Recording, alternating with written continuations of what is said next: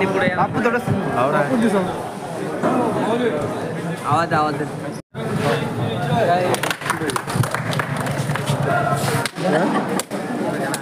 चालू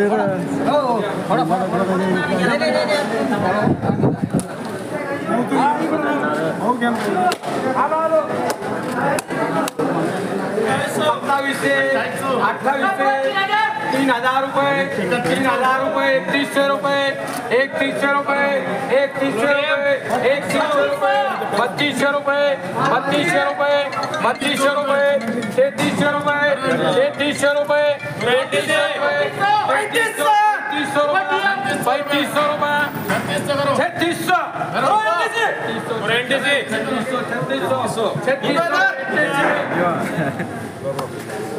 4050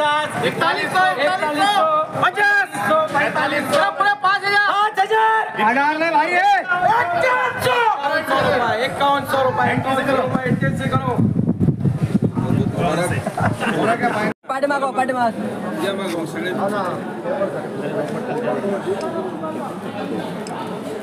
चला 1000 रुपये अभिनंदन 1051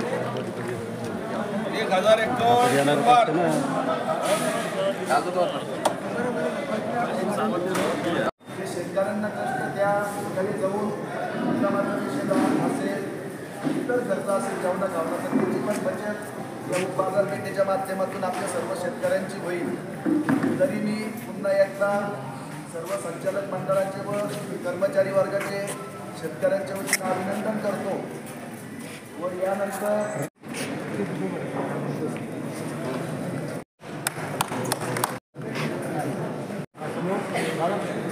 सर इधर दे पापा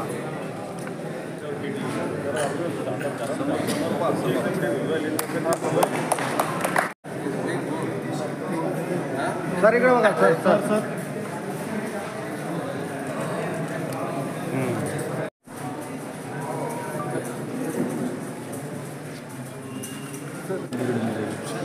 दुधावाले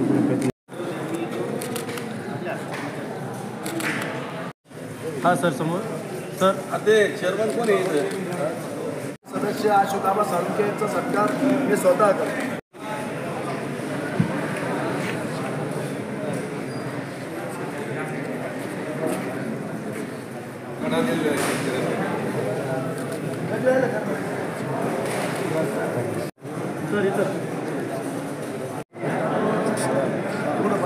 हा इकडे बघा समोर सर समोर सर समोर नानासारखं कार्य सर्वांनी करत राहिलं पाहिजे निस्वार्थपणा आणि कसं लोकांना भावून जाणारे माणसं सगळे कार्य त्यांना व्यवस्थित आहे. आणि आज जे उद्घाटन झालं मी सर्वांच्या वतीनं सगळ्या आपल्या शेतकऱ्यांच्या वतीनं शुभेच्छा देतो. 2 शब्द पट्ट्यात जर पाहिलं सटाणा झालं वजन झालं त्या पट्ट्यामध्ये शेतकरी प्रिंटिंग करून माल आणतो 3 क्वालिटीचा माल आणतो. 1 नंबरच्या मालाला वेगळा भाव मिळतो 2 नंबरच्या मालाला वेगळा भाव मिळतो आणि तिसऱ्याला वेगळा मिळतो. आणि याच्यामध्ये दोघाचाही जोपर्यंत आपल्याला असं वाटतंय व्यापाऱ्याने मला जास्त पैसे द्या शेतकऱ्यालाही वाटतं की मी कसाही माल द्या तसं नसलं पाहिजे. जो शेतकरी चांगला माल देतो त्याला योग्य मालाला भाव व्यापाऱ्याने दिला पाहिजे. त्यांना सुद्धा तिकून जर पैसे आले त्यांचा गल्ला चांगला तर तुम्हाला पैसे देणार त्यांचा गल्ला जर नीट नसेल तर मग काय आपण पाहतो इथंही बघितलं आपण अनेक व्यापारी स्पर्धा करायची जास्तीचा भाव द्यायचे दुसरा 1000 रुपये कॅरेट जात असेल तर 1200 द्यायचा. अनेक शेतकऱ्याचे पैसे तो घेऊन गेला पुन्हा आला नाही. पण ही काळजी शेतकऱ्यांनी घेतली पाहिजे. मार्केट यार्डात आणताना शेतकरी सभापती असेल संचालक असेल कोणाला विचारत नाही मी कोणाकडे माल टाकतो. जे व्यापारी त्यांना चांगले वाटतात त्या ठिकाणी ते माल टाकत असतात. म्हणून हे सगळ्या गोष्टीचा आपण बारकाईने विचार केला पाहिजे. आपला माल शक्यतो ग्रेडिंग करून आणला पाहिजे. आणल्यानंतर या ठिकाणी आपल्या माल नासधूस होणार नाही पावसानं भिजणार नाही याची व्यवस्था बाजार समितीनं चांगल्या पद्धतीने केलेली. आता आपण पाहिलं असं लोक बाजारपेठ अनेक मार्केटला जातो आपण नाशिक असेल त्या पट्ट्यामध्ये अनेक बाजार समिती इथली शेतकरी माझ्यासह आम्ही सगळे मार्केट केलेली. पण आज उद्या त्या ठिकाणी काही ठिकाणी पत्र येतं खाली कॉन्क्रीट नाही आहे आपली असं म्हणायला हरकत नाही, आपण राज्यामध्ये उपमंडळाने एक मताने पारित केला, एक माणूस वगळता बाकी सगळ्यांनी पाठिंबा दिला. मी नाव घेत नाही, नाव घेऊन कुठं करायचं नाही, परंतु अशा व्यक्तिमत्वाचं या ठिकाणी नाव दिला. खरं तर हे करताना नानाला विचारलं, नानाने विरोध केला, माझं कुठेही बाजार समितीवर नाव देऊ नये, परंतु त्यांचं योगदान या बाजार समितीला केलेली मदत ही विसरता येणार नाही. म्हणून आपण या ठिकाणी छत्रपती संभाजीनगर कृषी उत्पन्न बाजार समितीमध्ये नानांचं या ठिकाणी उपबाजार पेठ करमाड असं नाव नानाचं या ठिकाणी देण्यात आलं आहे. ते मनपूर्वक आपल्याला या ठिकाणी त्यांचे त्या नामकरणाचे या ठिकाणी मनपूर्वक आदर व्यक्त करतो आहे. आणि आपण असंच पाहिलं असं मागच्या वेळेस शेतकऱ्यांनी की आपण मागच्या वर्षी टमाटे तोडून आणताना टमाटे शेतकरी वावरात तोडायला लागला की आपण त्याला इथून व्यापारी भाव डिक्लेअर करायचा. त्याच्यामध्ये लोकांचंही नुकसान व्हायचं, शेतकऱ्याला पण स्पर्धा म्हणून भाव मिळत नव्हता आणि व्यापारी त्यांचा उद्देशच एक होता की नानांनी सांगितलं की शेतकऱ्यांना आपल्याला सुविधा देता आलं पाहिजे. तुमचा माल इथं आल्यावर बिलकुल भिजणार नाही, गाडी लोड होईपर्यंत माल भिजणार नाही.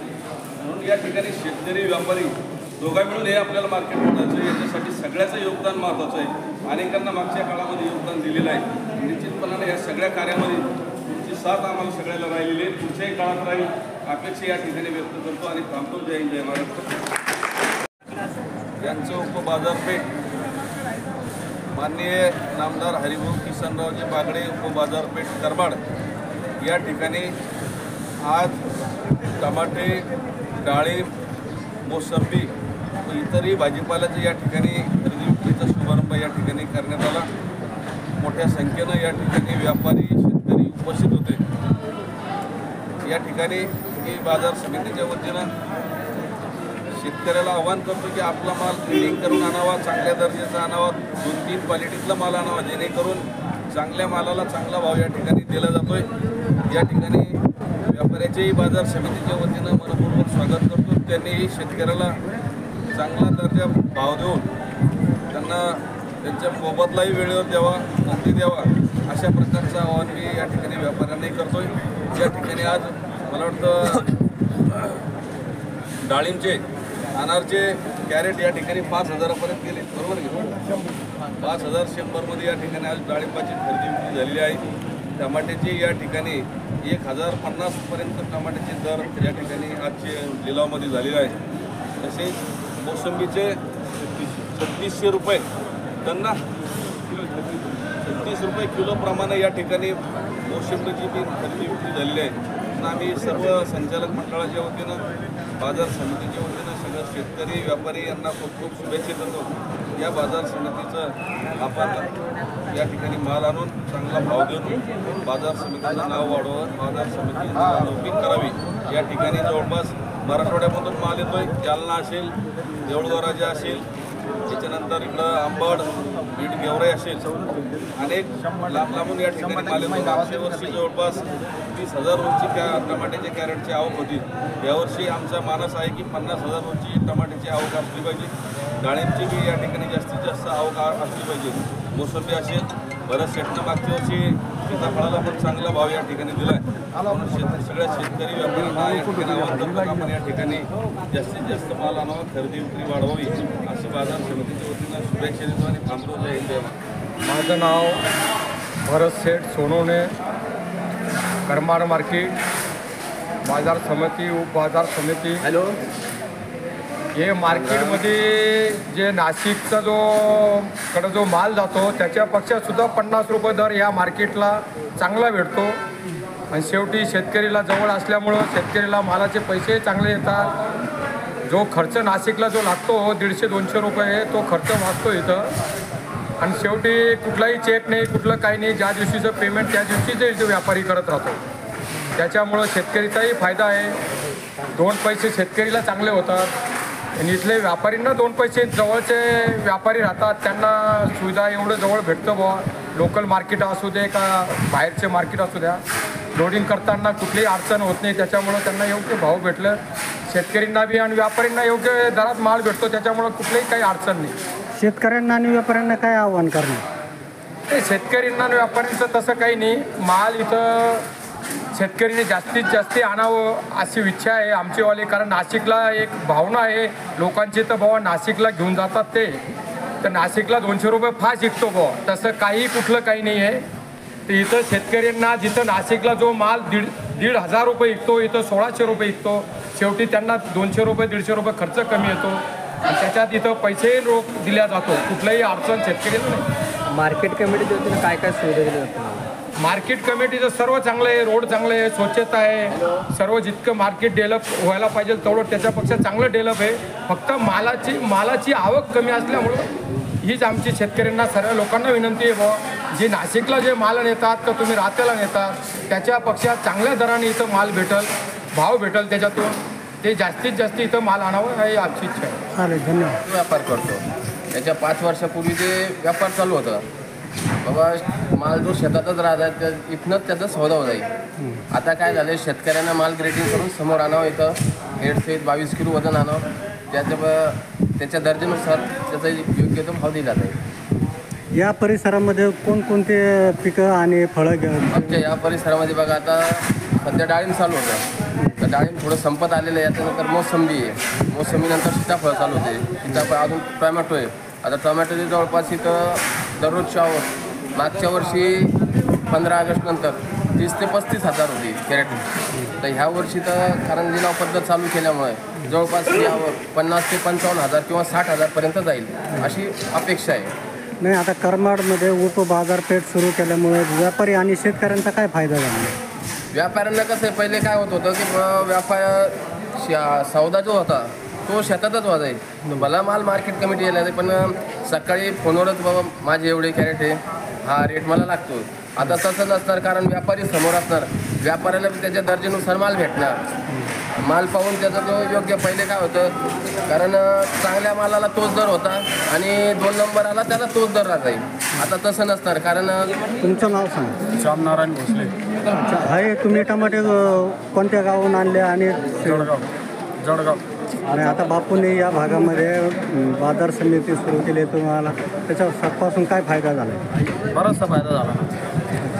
पाण्या पावसात दूर जायचं काम नाही. परत इथं जवळ आहे आम्हाला. भाव काय समज? भाव 1,051 दिला आजचा. किती कॅरेट आणले? 5. तुम्ही समाधानकारक आहे? हो, समाधानकारक. काय आव्हान करसान बाकीच्या शेतकऱ्यांना?